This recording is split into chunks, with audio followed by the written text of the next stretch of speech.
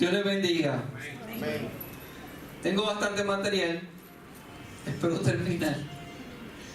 Y tengo que hacer un resumen porque aquí hay gente que no estuvo la semana pasada. El resumen lo voy a hacer muy breve. Desafortunadamente no puedo profundizar. Lo vemos en YouTube. Pero la parte no está grabada. No había nadie. Entonces, estamos hablando sobre el origen del catolicismo. Entonces, estamos utilizando como base Apocalipsis capítulo 17, que es la parte que Miguel está trabajando de estudio sobre Apocalipsis, pero donde tuvimos para hablar sobre el catolicismo, porque el Apocalipsis habla sobre la mujer y habla de la gran ramera y habla de unas cuestiones ahí que tienen que ver con la iglesia tradicional. Entonces, por ejemplo, vino entonces uno de los 7 ángeles, estoy en Apocalipsis 17:1, que tenía 7 copas y habló conmigo diciendo: ven acá y te mostraré la sentencia contra la ramera que está sentada sobre muchas aguas. ¿Ven? Entonces, vamos a leer el verso 4, dice: y la mujer estaba vestida de púrpura, escarlata y adornada de oro, de piedras preciosas y de perlas, y tenía en la mano un cáliz de oro lleno de las abominaciones de la inmundicia de sus fornicaciones, y en su frente un nombre escrito, un misterio: Babilonia la grande, la madre de las rameras y de las abominaciones de la tierra. Esa es la base que estamos utilizando. Entonces, establecimos la semana pasada que la Iglesia Católica Romana fue fundada por Constantino el Grande. O sea, la Iglesia Católica Romana no la fundó el apóstol Pedro, ni la fundó ninguno de los apóstoles. Realmente la Iglesia Romana fue fundada por Constantino. Y yo les conté varias situaciones que propiciaron que Constantino fuera el fundador de esta congregación. Primeramente, había un decaimiento del gobierno romano, y de la manera que él vio la salida para poder neutralizar lo que estaba pasando era cristianizar el gobierno. Había un crecimiento también de creyentes, de fe, un movimiento que se estaba dando. Toma la decisión de hacer este movimiento.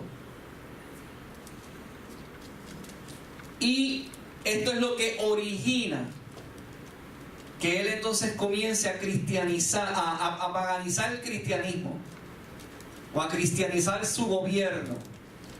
Esto da origen en el 1970.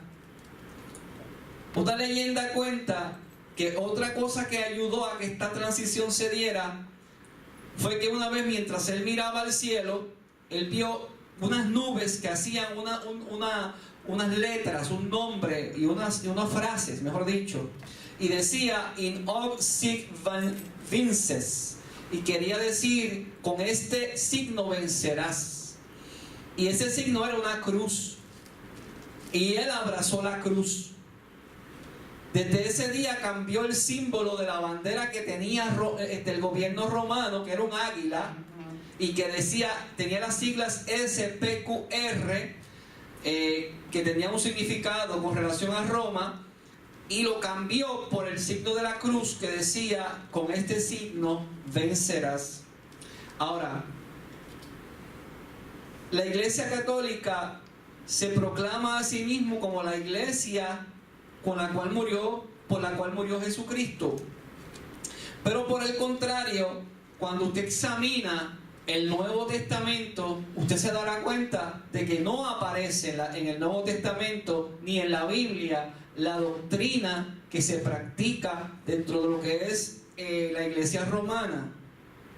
En el Nuevo Testamento usted no va a ver ningún tipo de mención del papado, la veneración a María, ni la perpetuidad de ella tampoco. Las peticiones a los santos, o a los hombres que han muerto y los han canonizado, eso tampoco aparece en la Biblia. Inclusive la Biblia narra de que en una ocasión apareció un ángel y se postraron ante el ángel, y el ángel mismo le dijo: no te postres ante mí porque yo soy un siervo como tú. O sea, el único digno de adoración es Jesucristo y el Padre, no hay nadie más. O sea, no hay otro ser humano ni nadie que merezca adoración sino Dios. Toda la gloria tiene que ser para Él. Otra parte de sus doctrinas que no aparecen es el bautismo infantil a los niños. Eso no está en la Biblia. La confesión de pecados a hombres, a sacerdotes o gente del clero, eso no está tampoco en la Biblia. Y así como esa, varias doctrinas que las estuvimos mencionando la semana pasada. Entonces Constantino legalizó el cristianismo con el edicto de Milán en el año 313. Él visualizó al cristianismo como una religión que pudiera unir al Imperio Romano. Así también la iglesia cristiana que Constantino promovió era una mezcla del verdadero cristianismo, pero con el paganismo romano. Entonces él tenía la situación de que él tenía que tratar de unir esos dos polos, tenía que unir a los cristianos y a los paganos.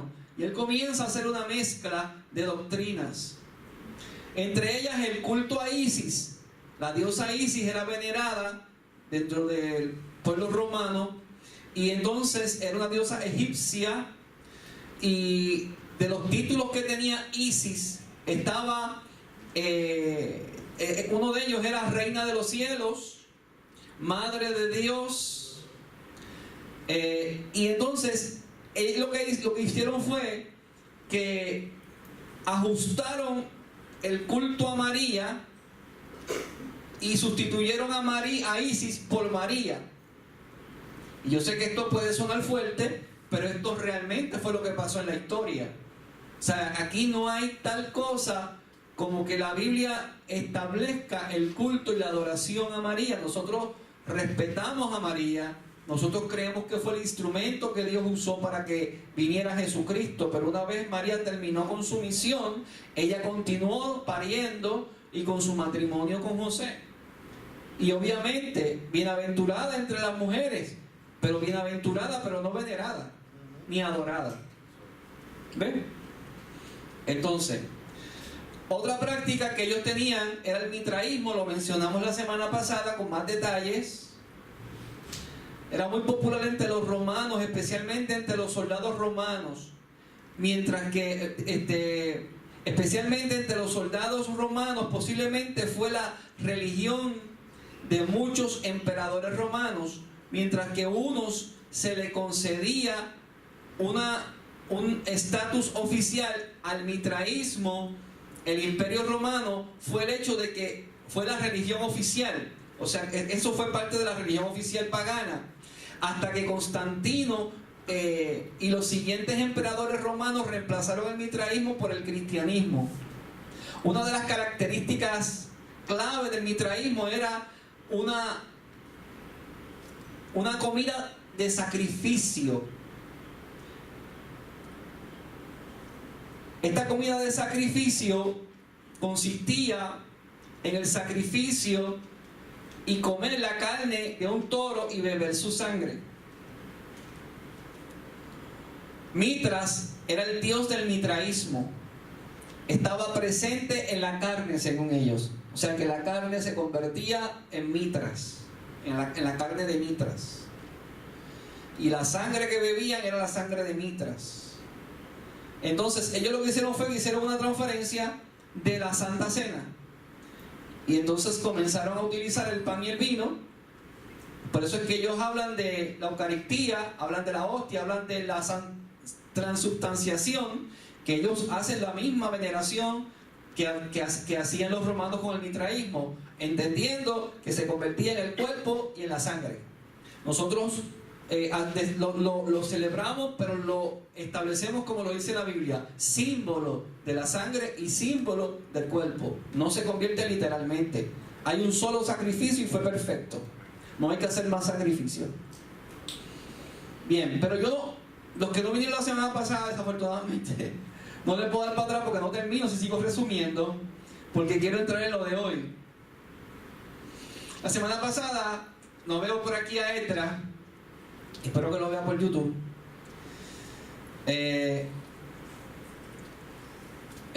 Terminamos el estudio que me estaban preguntando sobre los libros apócrifos. Tuvimos una discusión sobre los libros apócrifos. Bien, la Biblia Católica Romana tiene muchos más libros que el Antiguo Testamento, que la Biblia protestante. Estos libros son conocidos como los apócrifos o deuteronómicos. La palabra apócrifo significa escondido, mientras que la palabra deuteronómico significa segundo canon. Los apócrifos deuteronómicos fueron escritos originalmente en el tiempo entre el Antiguo y el Nuevo Testamento. Aquí viene, pues yo quería que Esdras estuviera hoy. Mira el nombre de los libros apócrifos: Esdras 1 y Esdras 2.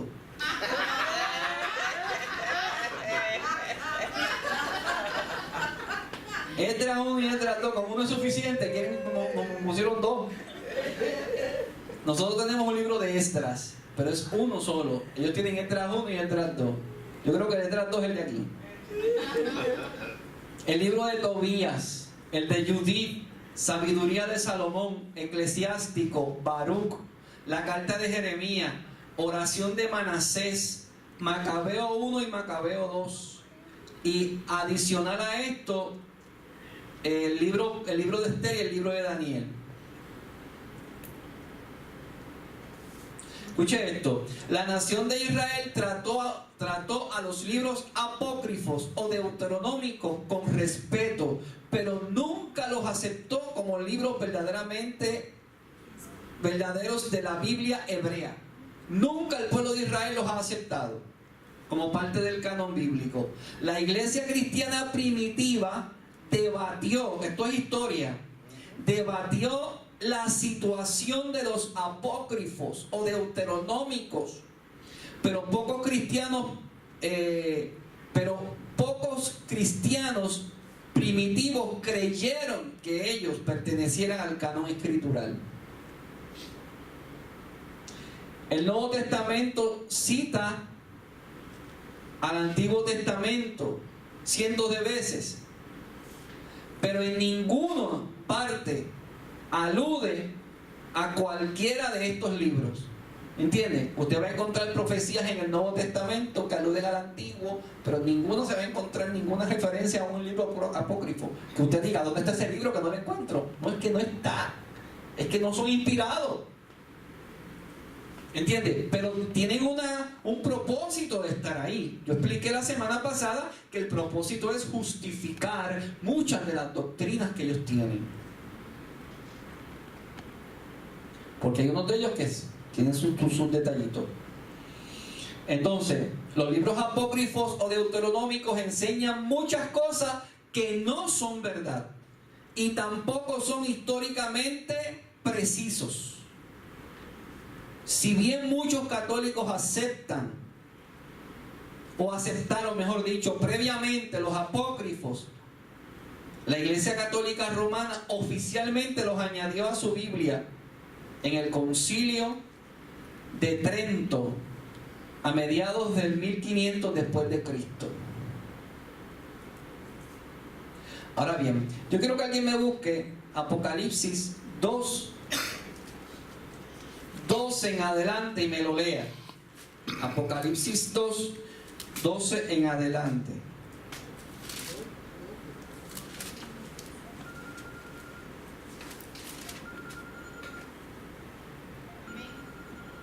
Adelante. Y escribe el ángel de la iglesia en Pérgamo, el que tiene la espada aguda de 2 filos, dice estas cosas: yo sé tus obras y dónde moras.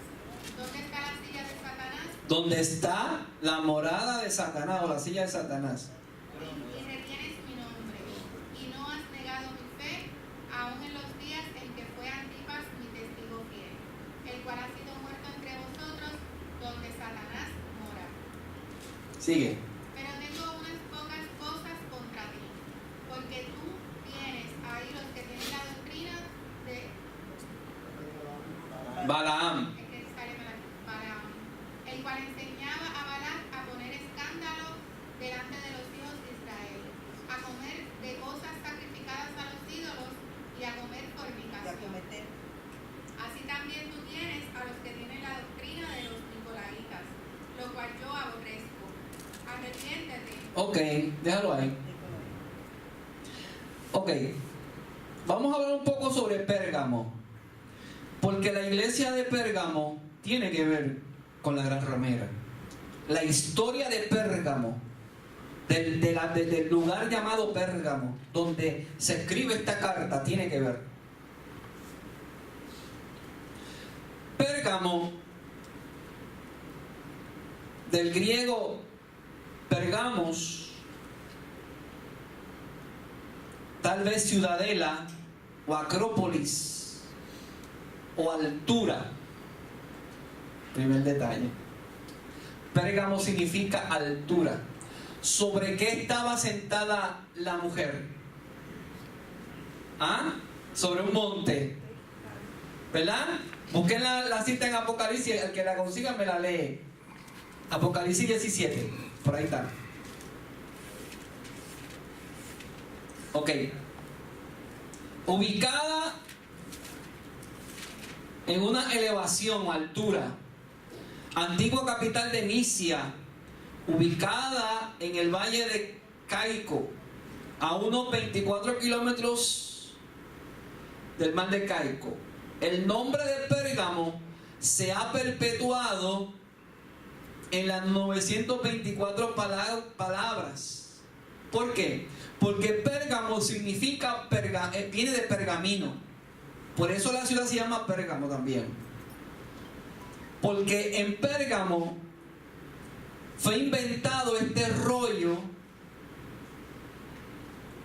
allí luego que Ptolomeo V de Egipto en el 203 al 181 antes de Cristo prohibió la exportación de este rollo de papiro por temor de que la gran biblioteca de la ciudad pronta pudiera tener más volúmenes que la de Pérgamo, la de Alejandría. O sea, ellos fueron los que descubrieron y los que inventaron el pergamino y trabajar en papiro, los rollos. Con esto en Pérgamo ellos fueron refinando el proceso hasta que se hicieron conocidos como por esto. Una de las 7 cartas de Juan fue dirigida a Pérgamo. Entonces, es definida como el lugar donde está el trono de Satanás. ¿Escuchó? Pues en el año 29 antes de Cristo se había construido en Pérgamo un templo dedicado al culto del emperador romano. ¿De cómo todo tiene que ver con todo? Se había construido en Pérgamo un templo dedicado al emperador romano Adem. Aproximadamente a 105 kilómetros al norte de Esmirna se encontraba Pérgamo. Escucha, aquí está otra vez, sobre una montaña y una altura. ¿Ven? Y cuando Apocalipsis habla sobre la Gran Ramera, dice que está sobre un lugar alto. Ahora, ¿cuál era la queja que había contra Pérgamo? Que el Espíritu Santo mueve a Juan. Le habla de la doctrina de Balaam, que no es otra cosa que la mezcla de lo santo con lo profano. Cuando usted coge lo pagano y lo mezcla con lo santo. Esa es la doctrina de Balaam. Y actualmente ese espíritu de Balaam está funcionando en muchas congregaciones que se llaman iglesia, pero están mezclando lo santo con lo profano. Y muchos brincan, saltan, se ven muy cristianos, pero tienen igualmente la doctrina de Balaam, y el Señor le dice: arrepiéntete. El Señor no lo desechó, y ahí tenemos que aprender la lección. Ahí no hay un mensaje de desecho, hay un mensaje de arrepentimiento. Aleluya. Y nosotros tendemos a censurar y a demonizar este tipo de movimientos, que el Señor lo que le hace es un llamado al arrepentimiento. Porque así dicen en Pérgamo, le dice Pérgamo: arrepiéntete, porque donde tú estás, mora y está el trono de Satanás. ¿Qué quiere decir eso? Que si se arrepienten, se pueden salvar. Entonces, ya les mencioné que la doctrina de Balaam mezcla de lo profano y lo santo. Ahora, y tienes ahí a los que llevan la doctrina de los nicolaitas. Vamos a hablar de los nicolaitas. Nicolaita viene de dos vocablos griegos. Nikao, que quiere decir conquistar, y lao, que quiere decir laico, la conquista de los laicos. Nicolaita quiere decir conquista al laicado. Ahora, ¿por qué es esta una cosa tan terrible? Es terrible porque Dios nunca ha puesto a su iglesia en las manos de un liderazgo elegido. Nunca. Que se mueve con mentalidad política. Nunca. Nunca la intención de Dios fue poner el cuerpo de Cristo en un liderato que tendría mentalidad política. Inclusive se llaman el Estado del Vaticano.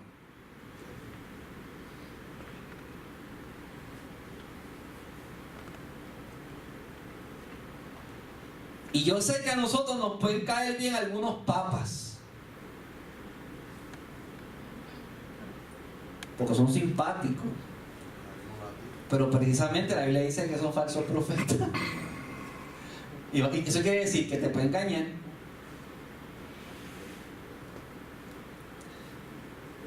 Si expulgo mucho, no salgo de aquí.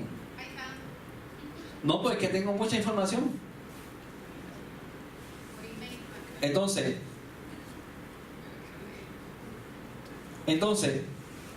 además, no hay ni un lugar en la palabra de Dios donde sacerdotes o ministros o semejantes son mediadores entre Dios y los hombres. Y dentro del laicado y dentro del clero que yo les mencioné, ellos establecieron el clero. Y yo les mencioné que la visión de ellos era vertical, que fuera de arriba hacia abajo, o de abajo hacia arriba, que el pueblo mirara siempre a un líder máximo. Sin embargo, la visión espiritual de siervo, que es la que Cristo vino a traer, es horizontal. Todos son iguales, porque todos somos siervos. Aunque unos se llaman pastores, unos evangelistas, unos profetas.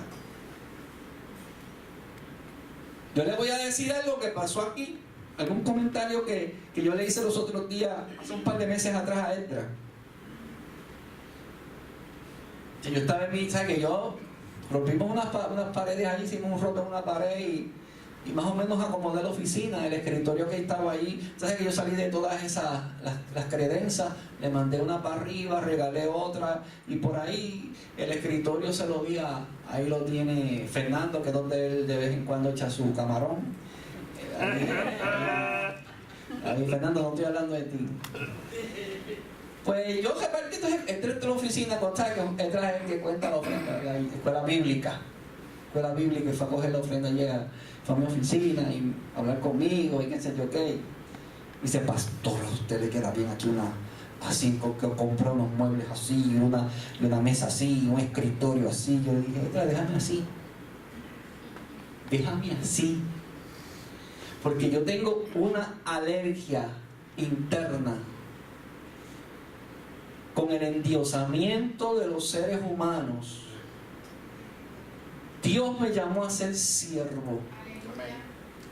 Y yo no le puedo negar que yo tengo necesidades como cualquier ser humano, y de vez en cuando pues tengo que pedir, porque soy un ser humano y tengo necesidades. Sin embargo, yo sé a lo que Dios me llamó. Y yo tengo mi escritorio, tengo que tener mis cosas cómodas, pero mi meta, mi fin no es ese. Aunque yo quiero que para Dios se le dé lo mejor. Yo quiero que aquí tengamos las mejores sillas.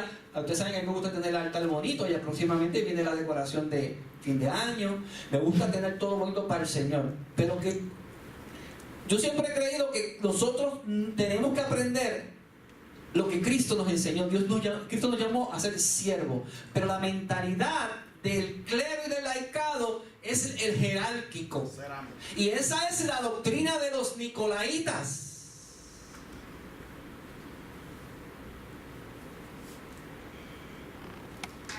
Los obispos todavía afirman que tienen poder para controlar a los hombres y tratar con ellos como deseen, colocándolos en el ministerio en donde ellos quieran. Esto lo que hace es que niega el liderazgo del Espíritu Santo, apartarme a Saulo y a Bernabé para la obra del ministerio. ¿Quién fue quien lo dijo? El Espíritu Santo. O sea, el Señor es el que mueve. Entonces, ¿sabéis que los gobernantes se enseñorean? Cristo dijo, de las naciones. Mas entre vosotros no será así, sino que el que quiera ser grande tiene que ser siervo.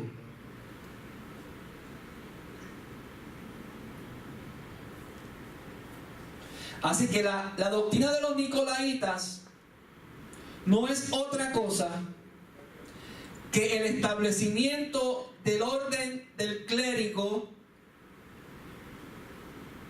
y de las enseñanzas jerárquicas, mezclada con la doctrina de Balaán, que es lo profano con lo santo. Yo creo que ese aire está prendido y por eso nos estamos muriendo de frío. Si está prendido hay que apagarlo. Mira, Marta, trae ahorita el control.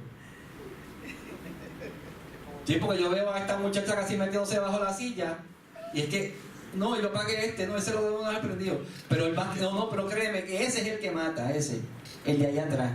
Ya tú vas a ver, ya mismo. Nosotros lo que hacemos es que cuando enfría el templo apagamos aquello, porque eso es un peligro.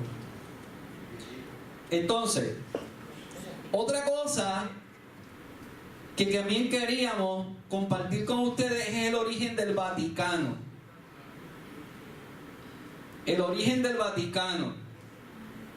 El Vaticano es el centro mundial de la Iglesia Católica. No es bíblico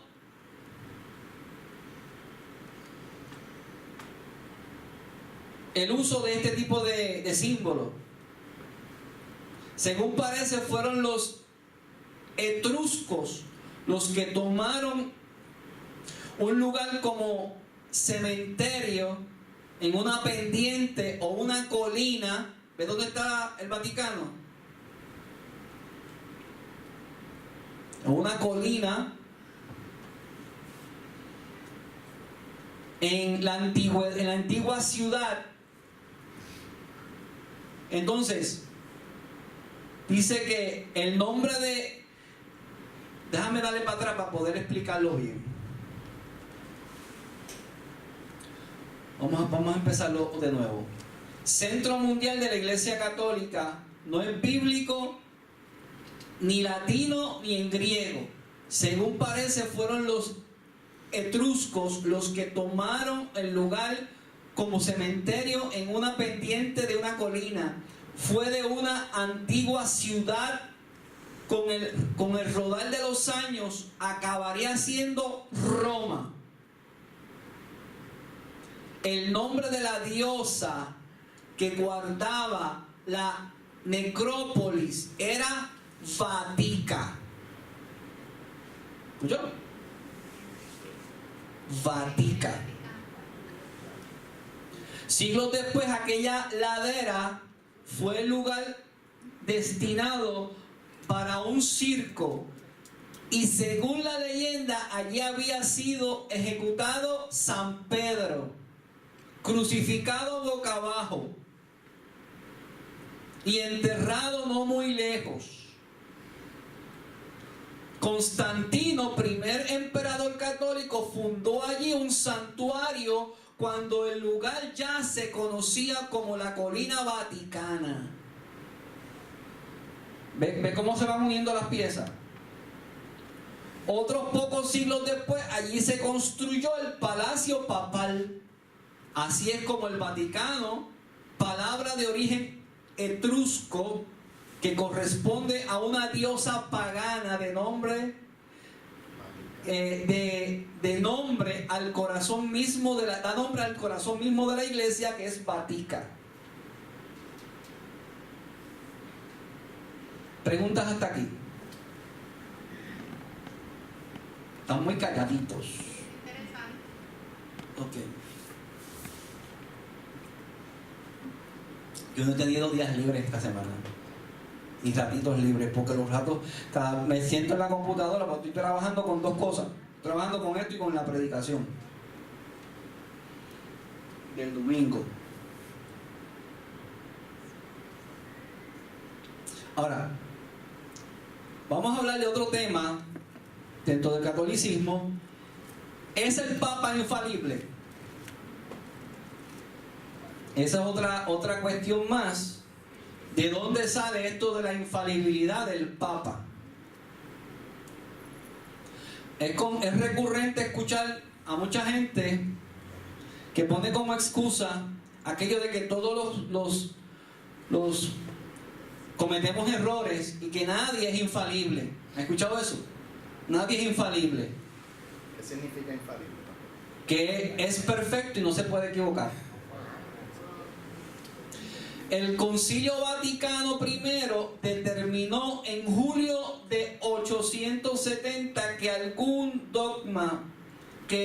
algunos dogmas papales eran infalibles.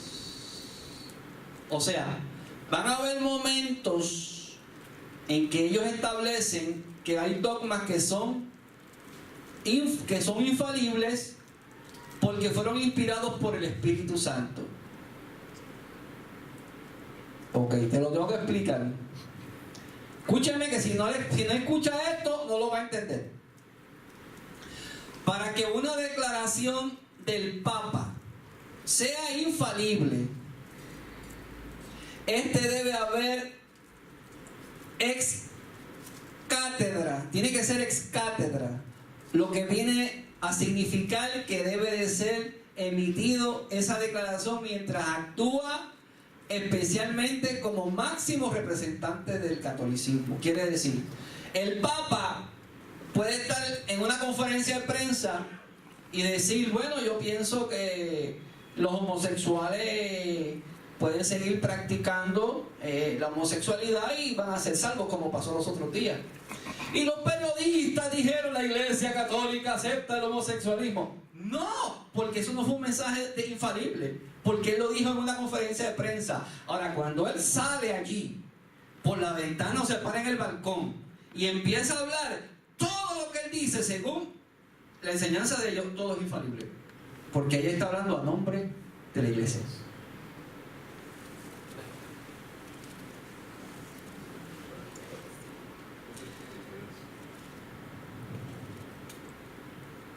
Entonces, En todos estos años, casi siglo y medio, tan solo una vez el Papa se ha declarado como infalible al proclamar algo. Porque ya ellos establecieron la doctrina. ¿Usted me entiende? La doctrina ya está establecida.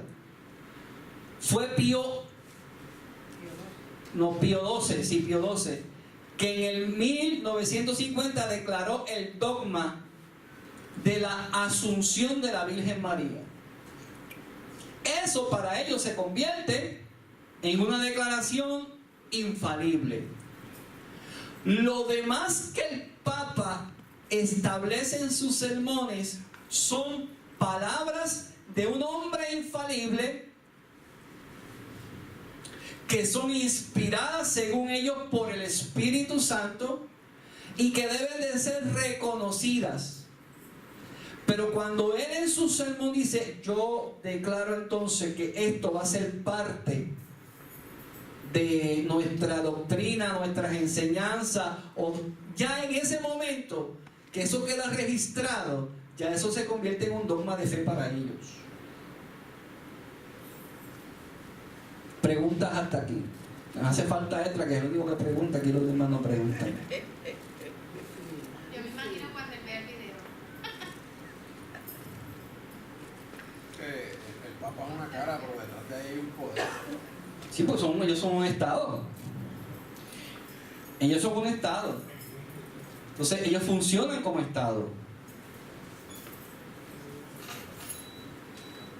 Entonces, vamos a lo que nos trajo a este estudio. ¿Por qué estamos en este estudio? Porque el apóstol Juan tuvo la visión. Y en la visión de Juan, vamos a leer la cita bíblica para poder ponerlo en contexto. Alguien que la tenga, Apocalipsis 17. Léanmelo completo para poder explicar lo que a donde quiero llegar. 17 Del 1 en adelante. Sí, para poder, porque parece que hay gente que no estuvo y quiero que se pongan en el contexto. Que por ahí es que va Miguel. Miguel va a continuar ahí. Usted me dice dónde. Sí, empieza del 1 en adelante. Uno de los 7 ángeles que tenía las 7 copas se me acercó y me dijo: ven y te mostraré el castigo de la gran prostituta que está sentada sobre muchas aguas. Con ella cometieron adulterio los reyes de la tierra, y los habitantes de la tierra se embriagaron con el vino de su inmoralidad. Luego el ángel me llevó en el espíritu a un desierto. Allí vi a una mujer montada en una bestia escarlata. La bestia estaba cubierta de nombres blasfemos contra Dios y tenía 7 cabezas y 10 cuernos. La mujer estaba vestida de púrpura y escarlata y adornada con oro, piedras preciosas y perlas. Ok, mantente ahí un momentito. ¿Cómo está adornada la mujer? De púrpura y escarlata. Ok, ¿cuáles son los colores oficiales de ellos? Púrpura, escarlata, piedras preciosas. Piedras preciosas. Y hay un cáliz. ¿Han visto el cáliz, verdad? Sí. Tenía en la mano una copa de oro llena de abominaciones y de la inmundicia de sus adulterios. En la frente llevaba escrito un nombre misterioso: la Gran Babilonia, madre de las prostitutas y de las abominaciones idolatrías de la tierra, y de las abominables idolatrías de la tierra. Vi que la mujer se había emborrachado con la sangre de los santos y de los mártires de Jesús. Al verla quedé sumamente asombrado. Entonces el ángel me dijo: ¿por qué te asombras? Yo te explicaré el misterio de esa mujer y la bestia de 7 cabezas y 10 cuernos en la que va montada. La bestia que has visto es la que antes era, pero ya no es, y está a punto de subir del abismo, pero va rumbo a la destrucción. Los habitantes de la tierra, cuyos nombres desde la creación del mundo no han sido escritos en el libro de la vida, se asombrarán al ver a la bestia, porque antes Ok, estamos en la bestia. Nos vemos muy adelante. Ok. Cuando usted escucha ese relato, ¿qué usted puede observar de ese relato bíblico? Que no sea Miguel. Que casi todas las descripciones son cosas que pasan en la iglesia católica. Ok. De los ¿Alguien más? Por allá. Ahora vamos a leer la de Pérgamo. Una vez más. Apocalipsis 2:12. En adelante. Alguien que lo lea.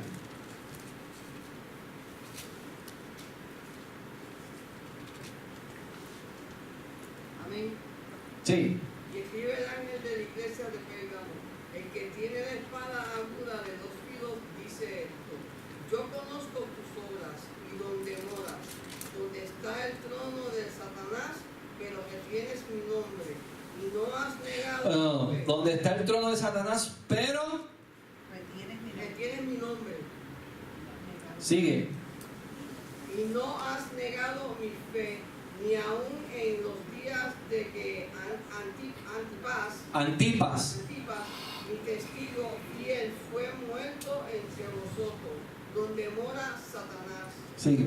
Pero tengo unas pocas cosas contra ti, que tienes ahí a los que retienen la doctrina de Balaam, que enseñaba a Balac a poner tropiezo ante los hijos de Israel, a comer de cosas sacrificadas a los ídolos y a cometer fornicación. Ok, aguántate ahí. Mire el detalle de la doctrina de Balaam. Número 1, ¿qué dice ahí? Pone tropiezos a los hijos de Dios. Número 2, cosas sacrificadas a ídolos. ¿Ocurre eso en la iglesia romana?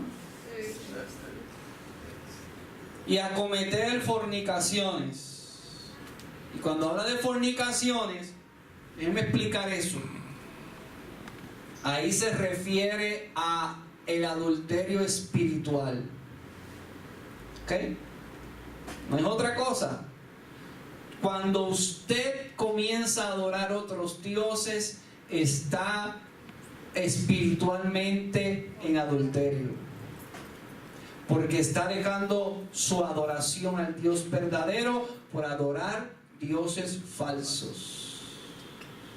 Y eso Dios lo ve de esa manera, como fornicación. Es como, por ejemplo, la rebeldía. La rebeldía Dios la ve como idolatría. Lea el libro de Samuel para que vean. Dios ve la rebeldía como idolatría. A veces hay gente que son cristianos, pero son rebeldes y no saben que están en pecado de idolatría.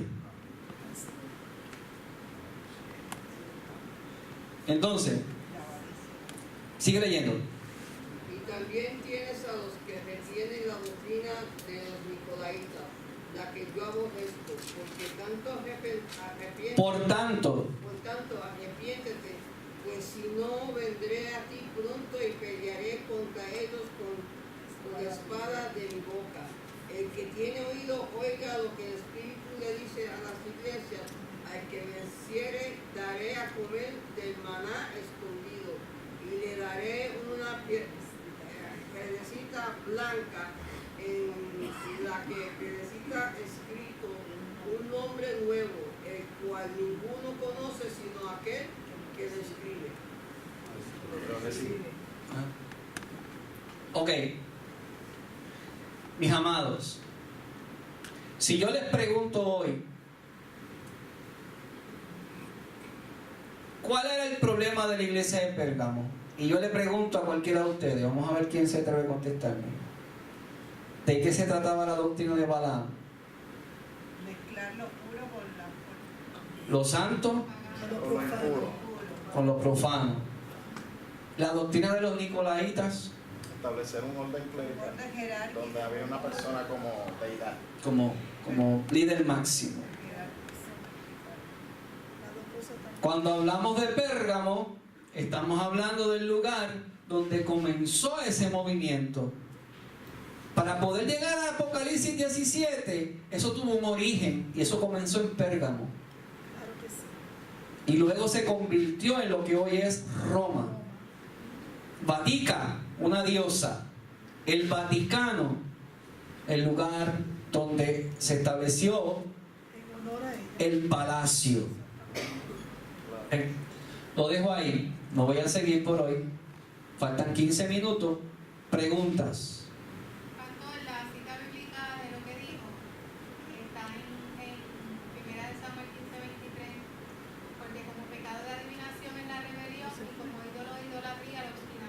¿Ven? Cuando la gente se obstina y se revela, es como pecado de adivinación y de idolatría. Así Dios lo ve. Yo digo que tenga mucho cuidado cuando seas rebelde, porque estás en idolatría. ¿Entiendes? ¿Por qué? Porque tú estás endiosando tu voluntad a la voluntad de Dios. ¿Ves? Entonces ahí hay que aplicarle lo que los jóvenes nos dicen. Bájale 2. Bájale 2. ¿Ok? Hay que bajarle. Ser humilde.